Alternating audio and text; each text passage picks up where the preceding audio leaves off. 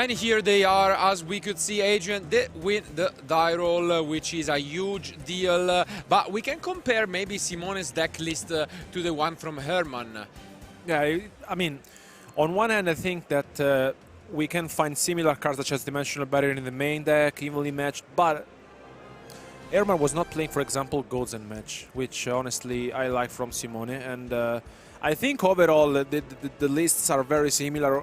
And I think this strategy is paying off because, as we said this weekend, our players didn't actually go for Lightning Storms, Cosmic Cyclones, and looks like this strategy is paying off. It's paying off for sure. And in this case, though, it's kind of a different matchup. Adrian will not be able to abuse the extra deck manipulation that Kashtira is known for, as the extra deck doesn't really matter in Labrynth. On the other hand, though, he will have to deal with some cards. Here comes down a Shifter, and unfortunately it's against a matchup in which it is not that strong.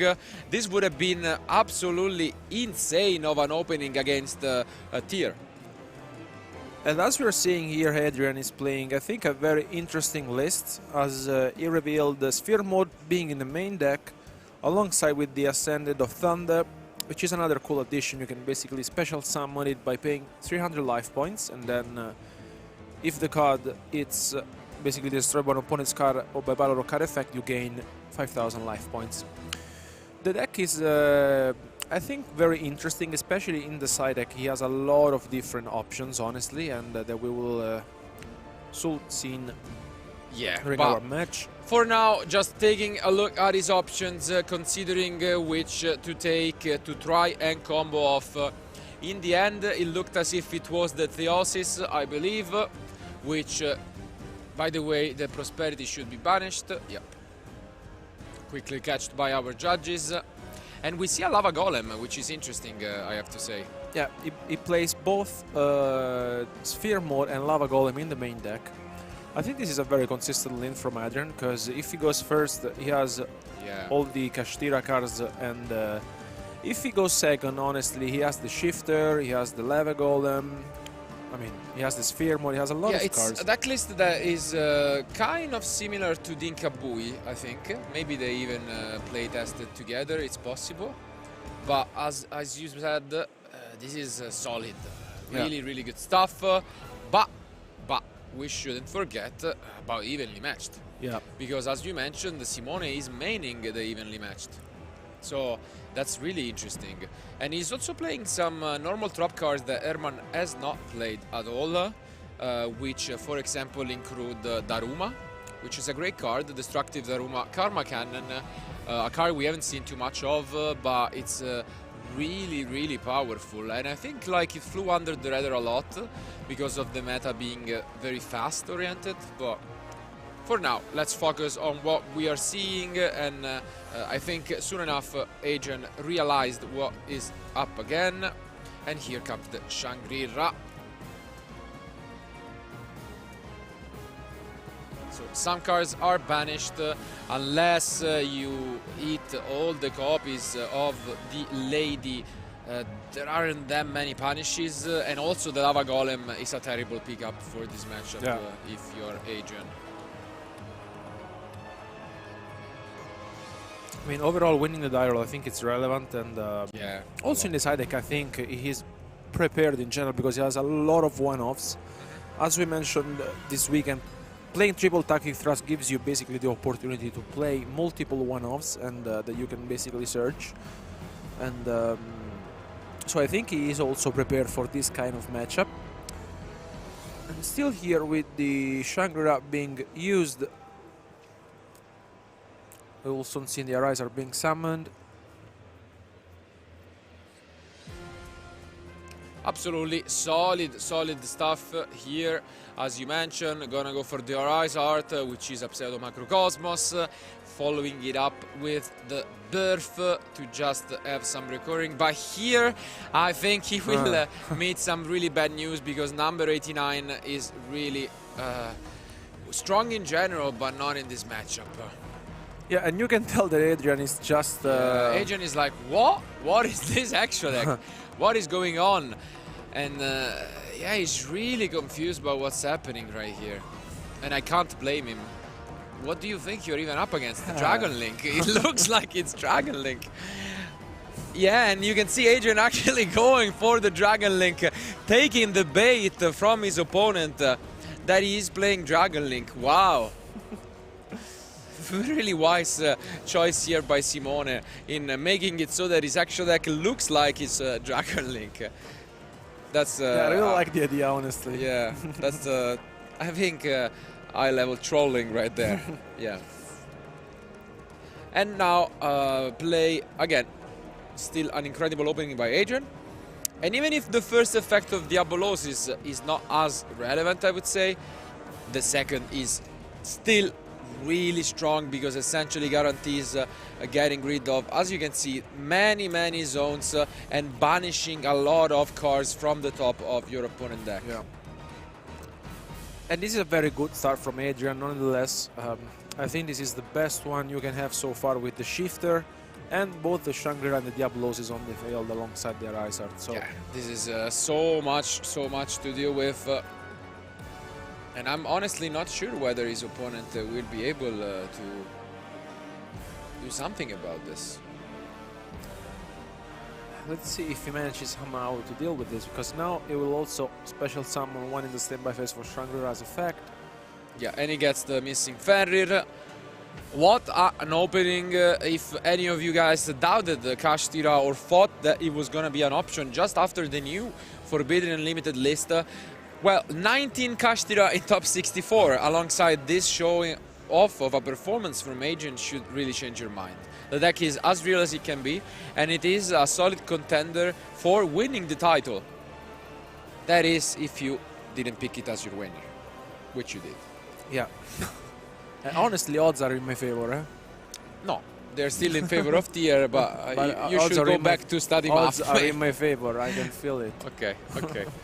He can feel it, guys. Ooh, and you are maybe not that right.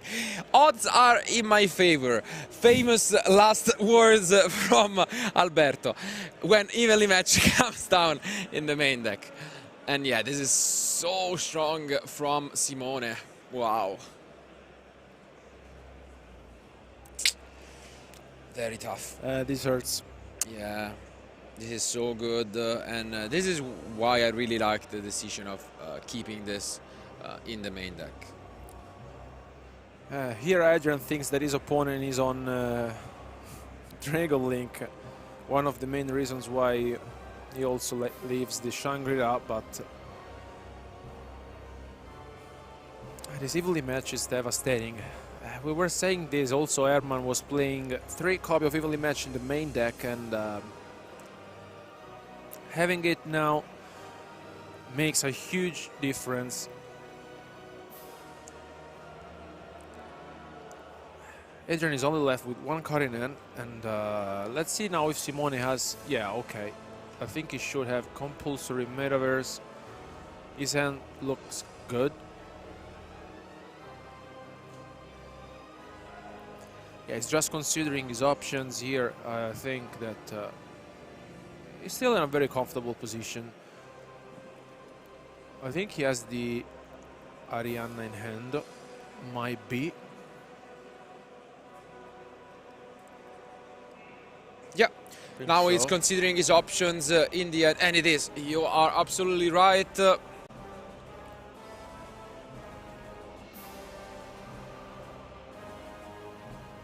Which is pretty good, because the effect states that you're gonna search for a Labrynth card, and if you were to remove from the field a card with a trap, that you even get to draw 1.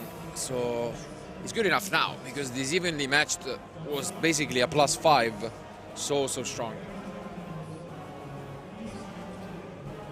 And yeah, he's gonna go and search for one of his ladies. In this case, I think it was Lovely, or no, is it still the lady? No, it's still the lady. Yeah. It's still the lady. Yeah, makes sense.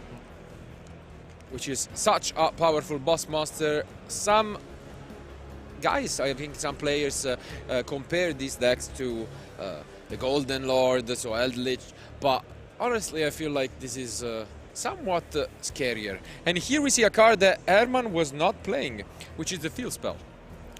Yeah, the one copy of Labrynth being activated by Simone. Yeah. Herman was not using this card, and I think he is the other Labrynth player in the top cut, so we'll see who is the better Labrynth player, I guess. But it's actually quite annoying in some matchups because it allows you to just have more pressure on the field, destroying cards from your opponent. And yeah, 3 face down cards from Simone. Let's see if he will activate anything right away, or if now will allow Adrian to resolve his unicorn. I think Simone had a compulsory. He could have used it in draw phase, for example, on the Shangri-La, decided not to. For now he's chilling, and here we see another birth. I think Adrian was also holding a lava golem, so in case the lady comes down, this could become a spot where to use the lava golem on, because at the moment it's obviously not active. But now we see the planet from Adrian.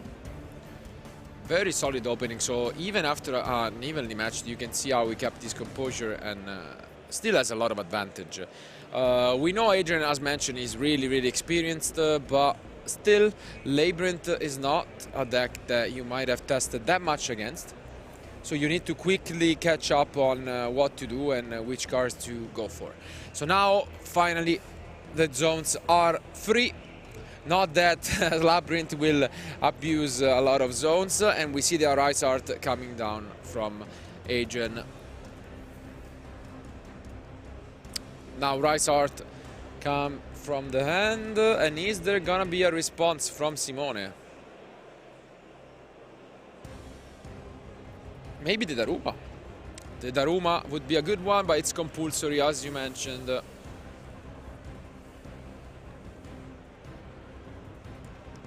I don't know, I would have used the compulsory, honestly, in the draw phase on the Shangri-La to avoid basically all of this. Yeah, I agree, it would have been a good choice, most likely. Maybe Simone forgot about the standby phase effect. But yeah, this already gave so much advantage. And as you mentioned, this is all because of the Shangri-La. So if you got rid of it and you're still having to use the compulsory, then for sure your question doesn't need an answer, and it was better to use it in the draw phase. And yeah, this is a shame from Simone, who will even use it on the Rise Art. Interesting. So the compulsory is banished, which will trigger the Rise Art, and will then trigger the Arianna to give him a card.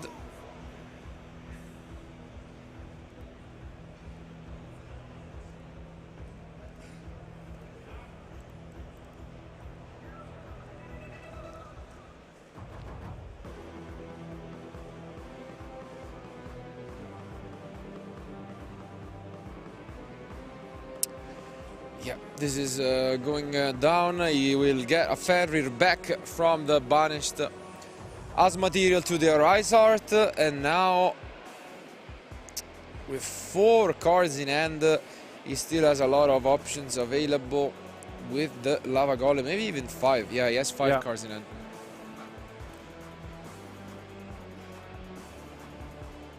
Yeah, because you can go for birth, then you can special summon another piece. It's just figuring out the best solution. But I think here, after understanding that you're up against Labrynth, I don't know. Maybe, okay, now... Yeah, finally, Simone decides this time to not be a spectator of his own match and summons the lady. We mentioned it, it's a powerful card. As long as you control a face down, it cannot really be targeted, which protects it really well and gets you to set cards from the deck, which is why you see these interesting normal drop cards, such as the Daruma. Is this big welcome? Yes. It sure is, and this is the card that made it so that two Labrynth decks are in the top 64, as Big Welcome Labrynth was released this week in Photon Hypernova.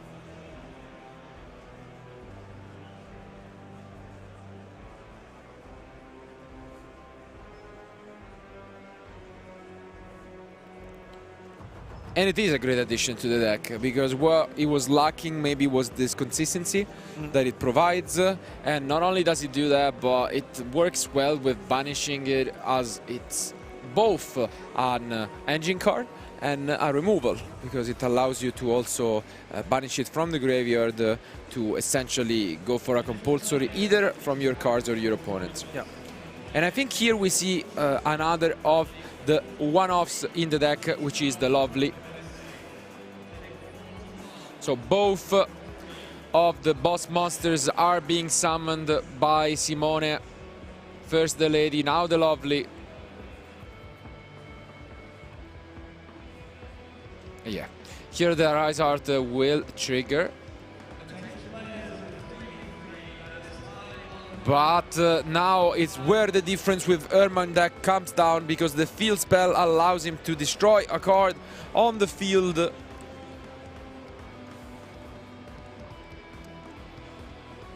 Yeah, this is very good, because you can get rid of the Arise Art. Yeah, because the cool thing is that it makes it so that it's not an effect from the field, but it's an additional effect that the trap card gains. So it's really, really strong, as it prevents your opponent from responding to the card.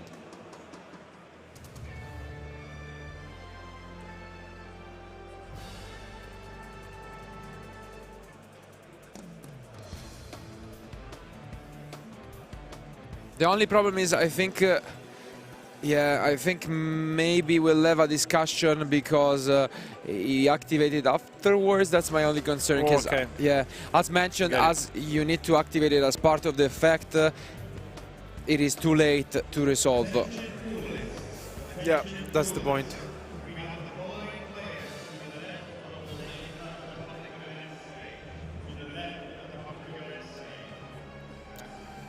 Got rid of the Ariser nonetheless, so...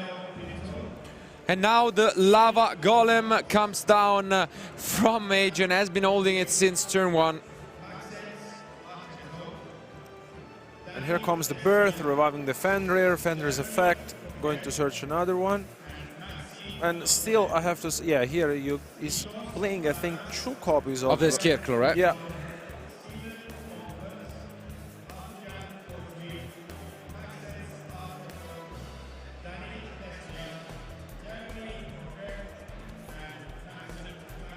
We mentioned how this card can function as both an extender and out to Baguska, and it's usually a one-off. I'm kind of surprised that he's playing multiple copies of it, but apparently it has been good enough for him in testing this deck.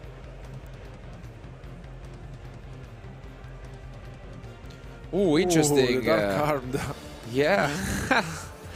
I didn't think we were gonna see this card right here and right now, but it is Dark Arm, the Dragon of Annihilation. So this is actually a really cool card to see. We are used to seeing Dark Armored Dragon back in the day, and it's popular even in a lot of Time Wizard format, but now it's the XYZ version of it.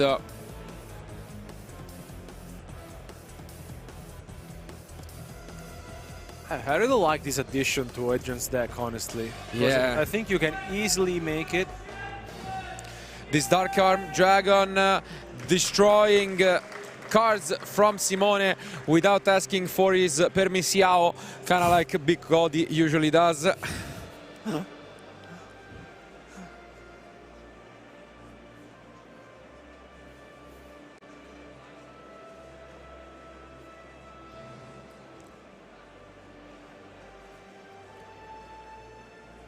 But it's still close. We mentioned how these decks maybe have a problem with finishing the game quickly. I don't want to say it too loud because I think Herman heard me and got quite mad and game chewy OTK last time I said this about the Labrynth deck, but it has to be an issue when you're talking about going into timeout. Of course, in Top Cut the rules are different, so we'll be able to talk about that more in detail as we approach the end of the round, but for now, this is still a close one, and we'll get Arianna once again to search for a card. Yeah, I think he got another big welcome, might be. And I really like the way Adrian played throughout this, because honestly, after getting rid of the Arise Art, Simone had, I think, very good control of the game, but we were not expecting, honestly, the Dark Arm Dragon of Annihilation being summoned. Absolutely not. But as mentioned, just trying his best to stay in this. We gotta say they are both quite grindy decks. So the Kashtira can shut down everything from their opponents. We saw it as if you imagine playing a different deck, having 3 of your zones shut down turn 1 can pretty much guarantee just losing right there. And yeah, kind of like Goki with Extra Link back in the day, you know, when it was able to shut down the extra deck from their opponents. and here another card that Herman was not playing is the Cook Lock. Exactly, Cuckoo. And here is one of the cards which, as you mentioned, is unique to Simone's deck. And it's an interesting one to get even more resources. As you're seeing here, you can discard it and then activate a trap that was set right away, which is an interesting effect that we have not seen much of in Yu-Gi-Oh!, I gotta say.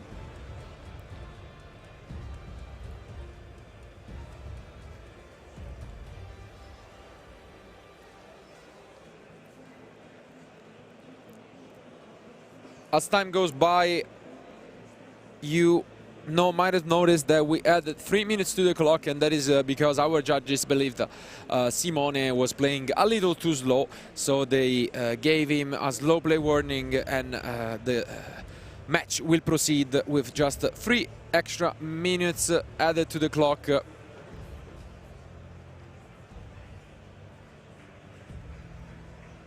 And yeah, we go to the battle phase, and Lava Golem will attack over Fenrir, getting rid of it, and then we'll try to continue this with the lovely attacking over Dark Armed. Let's see, he's debating.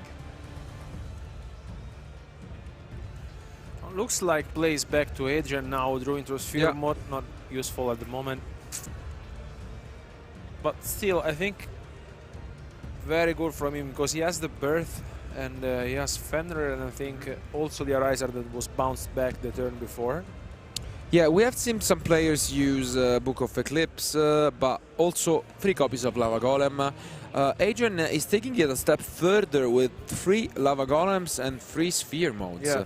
Maybe that's a little too much, if you ask me. Very aggressive, honestly, from Adrian. This is, from the lists that we have seen this weekend so far, I think this is one of the most aggressive ones. Yeah. Yeah.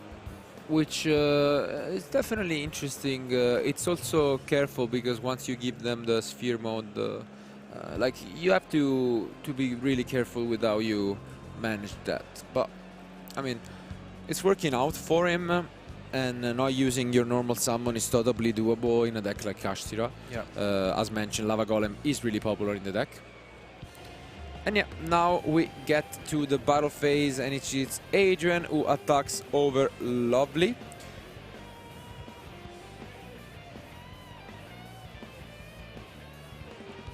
And will be able to destroy it thanks to the Feel Spell. Then in main phase 2, he might go for... I can't quite figure out the plays, but yeah. He's able to normal summon the Fenrir. Is there gonna be a response from Simone? Face down, looking at it, considering it. No, eventually he allows it. So Adrian will search his deck for Rise Art potentially, or you know, another way to keep playing the game. He has a second Scarecrow if he feels like that's the winning line as well. Okay, interesting enough, also Adrian plays one copy of the tier elements Kashtira, I think just to have another name to add. Yeah, an extender, we can say, is the only one we have seen today doing this, I have to say. But again, what works for you, I guess, and he is this far here with very unique choices. So for now, this is huge. We can say, I think Birth is really strong. Sometimes underestimated, and other cards are praised as better, but I think Birth really makes the deck.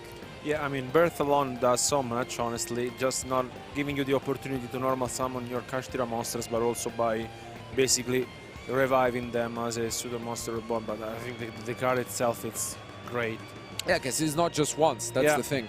Like, it's something that stays there and you have to deal every time, like the Will of the Salamangreat, for example, similar card.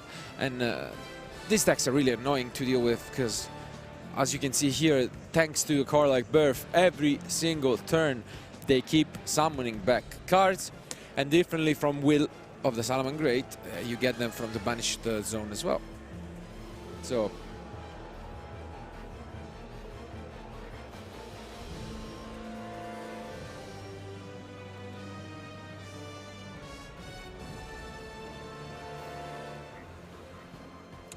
and still, this is, again, I think with Herman we saw at 30 minutes game 1. This is pretty much what is happening also now with Adrian and Simone.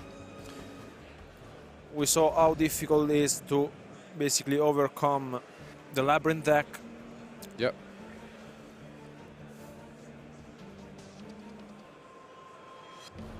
And here comes down the tier element Kashtira. As mentioned, you can use it as an extender. It's usually meant to banish tier cards from your graveyard, but it can be used just in the Kashtira deck. It's both. And as you can see here, you also get to trigger the Theosis. So it's actually a really nice addition. I think playing the one copy makes sense.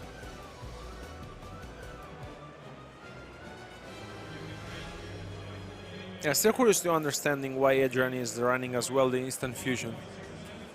Yeah, that's definitely something we haven't seen too much of. Because he's playing the Kid Kalos as the target. I mean, he does play the tier element Kashtira, so that's why you can search from the deck. Yeah.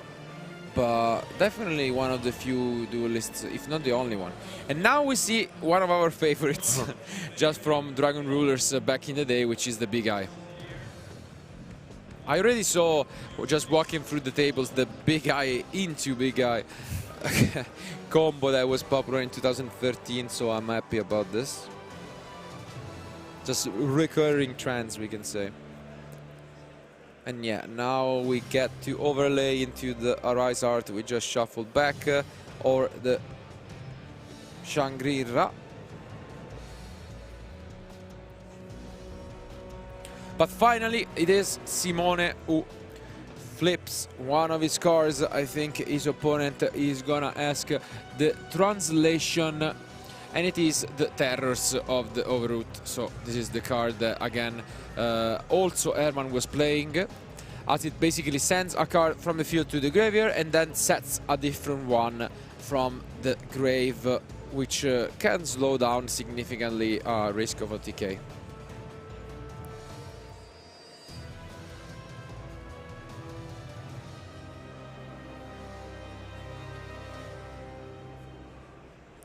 $1,000.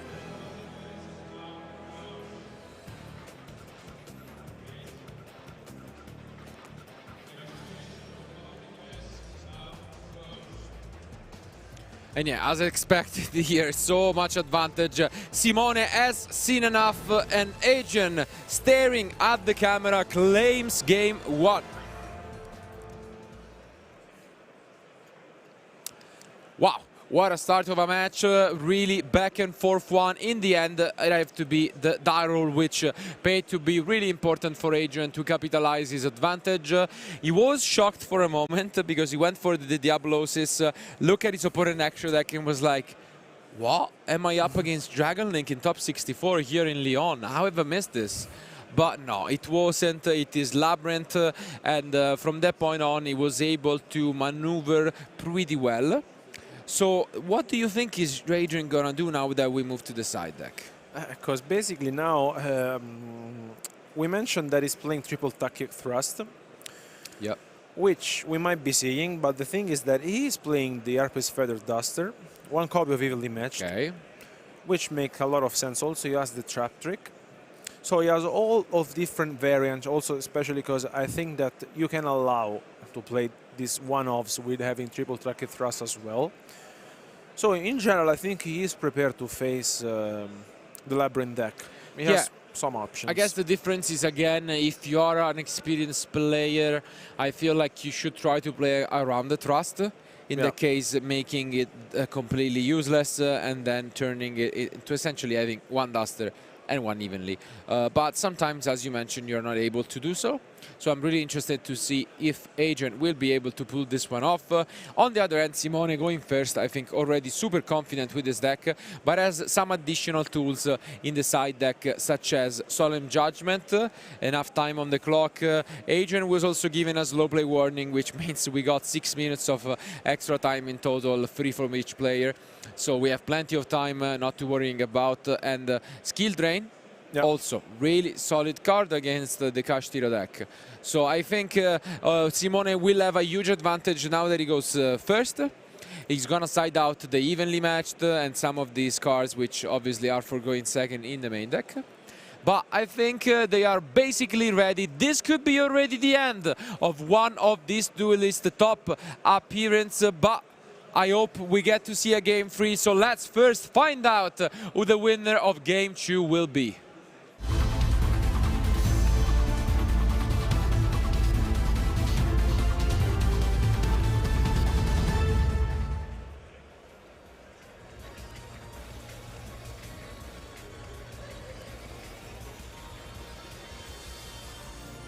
And here they are.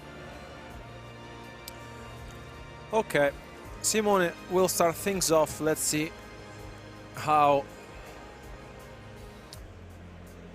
Okay, he sets 3 cards and passes to Adrian, which has the he drew the one copy of Evenly Matched. Wow. That is luck, if you ask me. So, playing only the one copy and drawing it already. Yeah, that's devastating if you're Simone.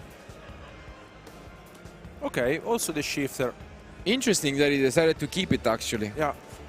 I think, I don't know if, because I think he sided out the Lava Golems and the Sphere mode, so maybe he didn't have space. But here comes the Evenly Matched being used by Adrian. And this is so unfortunate. Gonna be a +1 right away from Adrian, who will now in Memphis 2 summon the Fenrir to get even more advantage. Is there gonna be a response? No, Simone allows it, and this is so much advantage going to the German player.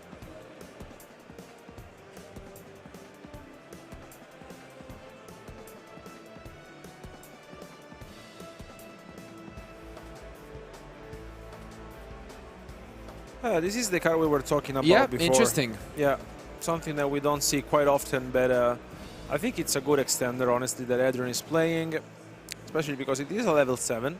So you just pay 3,000 and then you summon it. Let's see if Simone has any response. Okay, here comes the Gozen match. Ooh, Gozen match, definitely a really good one. You mentioned already we were looking to this card impact in this match, and it surely is gonna punish the decision from Adrian to rely on this kind of extender, I would say. Yeah.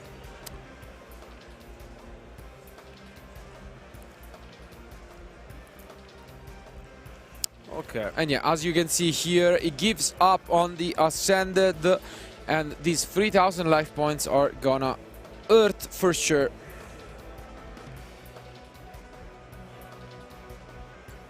Now he goes for the Scarecrow Kashtira. He just banishes the other Telemans Kashtira in his hand. And let's see what Adrian goes for. Okay, very interesting one. Really aggressive here by Adrian. He goes for the Dagger for Haya and gets rid of Goes and Match.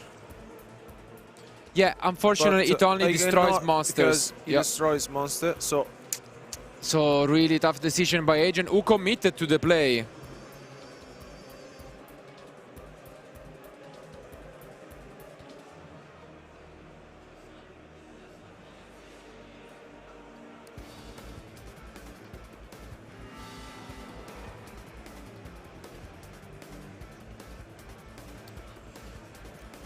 Looks like Simone drew but passed and now plays back to Adrian. This is very unfortunate because basically looks like Simone didn't have anything else going on.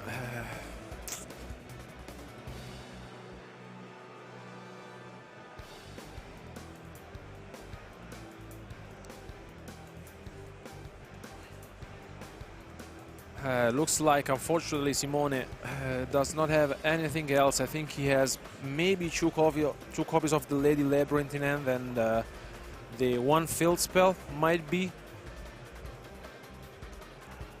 Yeah, and now we go. Yeah, go for the Shangri-La. Time on for the main event. Top 64 players, you are now in time. If you do not know yeah, and now he goes for the Rise Art and banishes the Big Bang. Please raise your hand and call for a judge.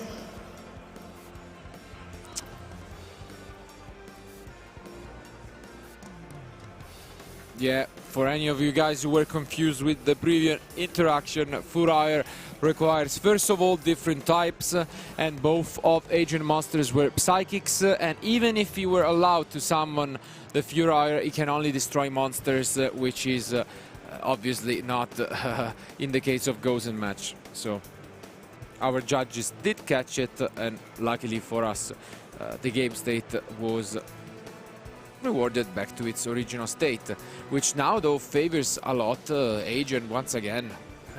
Let's see if Simone can pick up anything from his deck to help him out.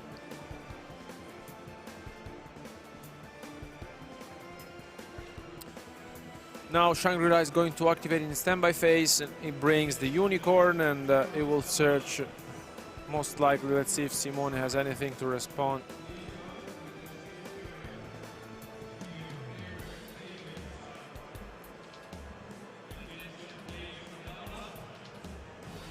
And yeah, now the Fuse Spell coming down. It was kind of useful in game one, but in the end it wasn't enough to get him, Simone, out of trouble. Let's see if things will be different here in game two. But I still favor Adrian a lot at the moment, so let's see.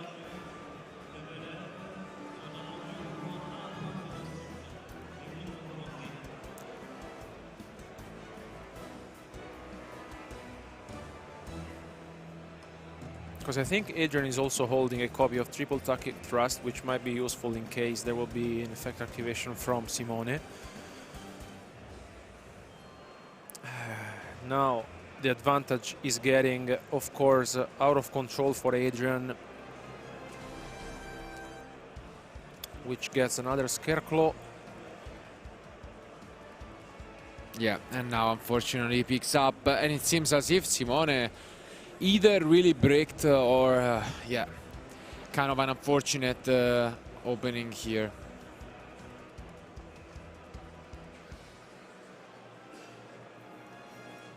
And yeah, gonna banish some cards off the top of his deck, and you can see him being pretty much accepting his fate at the moment. Not what you want to see, but sometimes that's just how a duel can go. Your opponent sees its engine cards, and yeah, the extended handshake is given, and it's Adrian who wins 2-0. It's top 64 match. What a show-off from the Kashtira deck and from Adrian. We mentioned how he's a really solid player, lots of accomplishment, missing that one title without jinxing it for him.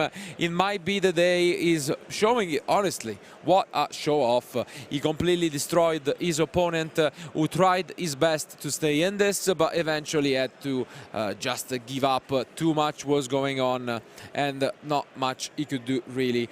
In the end, the die roll did pay some merit to the game, because in game one, maybe he could have gone to Simone. Yeah. I mean, it was a very close game, honestly. I think it was very similar to one we saw from Herman, in which almost 30 minutes for the first game. It could have gone either way. And then I think in game two, unfortunately, Simone didn't have anything else going on. So that's the main reason. That was very unfortunate. Still, congratulations for the achievement. It was a very good tournament, very good run after 12 rounds of Swiss. So yeah, it is definitely a good accomplishment. Nonetheless, it's a huge event. Tournaments are getting larger and larger and tougher to get to the top cut. So I think Simone shouldn't really be too concerned about it. He showed off really well here in the top cut. And in the end, he can go home with a smile about his performance. On the other hand, though, Adrian advances to the top 32.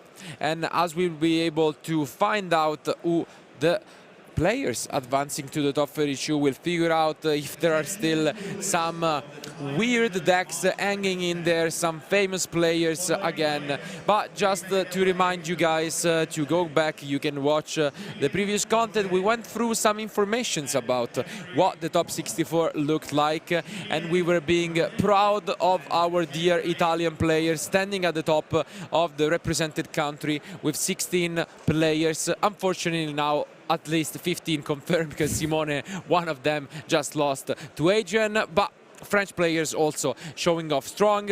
We mentioned now they are really prideful and they want to defend the title here. And as you can see here, this is the nationality breakdown for the beginning. Not surprising that it was pretty much 60% of French players with only 10% Italians, which is impressive then when they basically turned out to represent more than a quarter of the full top cut when we move to the top 64 breakdown.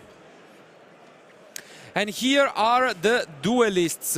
So as you can see, a lot of interesting names. To the first one is obviously Chris LeBlanc, but we have so many in the top cut. Muselli showing really strong lately among the Italians. Herman, the second other Labrynth player, maybe the only one left because one of them lost. We'll find out if Herman is still in top 32.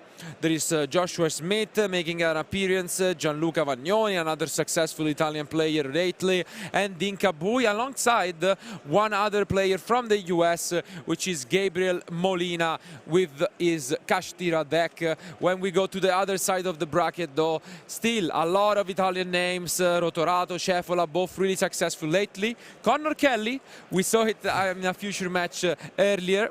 And obviously Dinka Pham, again another phenomenal player. Adrian, we just saw him in action.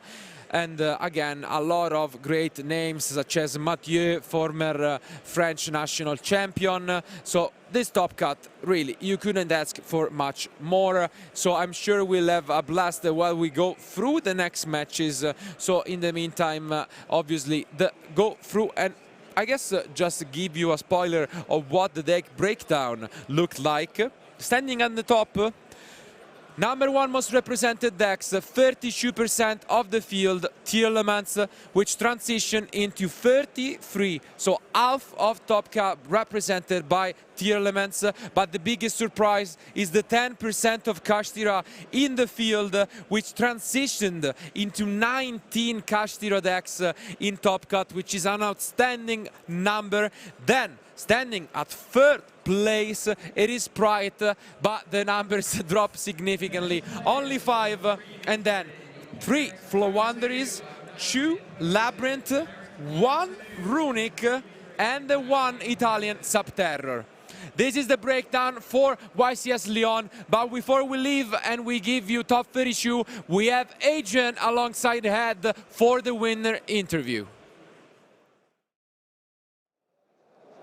Thanks very much, Marcello. Yes, I am joined by Adrian right now, who's just won top 64 and is now into the top 32. Congratulations. How are you feeling at this point? Really good. I got farther than I expected, so I'm very happy to achieve a top 32. So even if I lose now, I'm still happy, so everything's good right now. That's a positive way of looking at it. You still come away with some kind of accolade. You've topped a YCS. Have you ever topped any of these events before? A YCS? Yeah, I have like 3 YCS tops, 1 national win, 1 second place at the YCS. There we go, quite the CV there. So just adding to it with more of these tops. This is all very good. So talk to us a bit about Kashtira, because there was a moment where Simone was using the Dragon Link extra deck. And you, like, when you see that, what's going through your brain? Are you assuming they're using a combo deck, or do you sort of get that they're trying to use Galaxy Brain plays for things like Pot of Prosperity and things like that? So when I saw the extra deck, the first thought was, how got Dragon Link this far? And I was like, okay, I got this game because I already resolved Shifter. But I got flashed. When he went to the battle phase, I knew it. It was a trap deck. Okay. So I was surprised. I was really surprised. I mean, yeah, we sort of weren't really, when we saw that, I know a lot of people were sort of going, oh, wow, that's a big brain play. I saw a lot of 5-head in the chat and things. That's a thing we weren't expecting. But it's quite clever in a way, but didn't matter. There was a couple of moments where you had your field cleared by the evenly matched. The Shangri-La left 3 zones, but then you got a second Arise Heart out. You cleared the back row with Dark Armed, and then built a really dominant field, so he scooped. Then in the second one, you would just do it. You were just keeping that domination going in the second game, building those huge fields. Talk to us about your process that you're going through while you're having to go play by play. The most important thing was only keeping the Arisat on board, because he's the most powerful monster in my deck, and the opponent has the biggest struggle to get it away, because he is each turn banishing a card from his board. So the main process was like, okay, if he gets rid of my Arisat, I have enough cards on board to get into the next one. Well, we're going to leave you so that you can get ready for your top 32 game. We hope to see you go far. Like you said, you've had a number of tops, you've had national wins. So let's hope you can go really, really far here at YCS Lyon 2023. It's going to be exciting to see what happens here. Remember, this is the first event we've had in France since YCS Paris quite a few years ago by this point. So it's quite exciting to see exactly what's going to happen. Congratulations again. Don't go anywhere, because very soon we're going to be back with top 32 cut. But before that, we have ourselves a new format tournament for you. Don't go anywhere.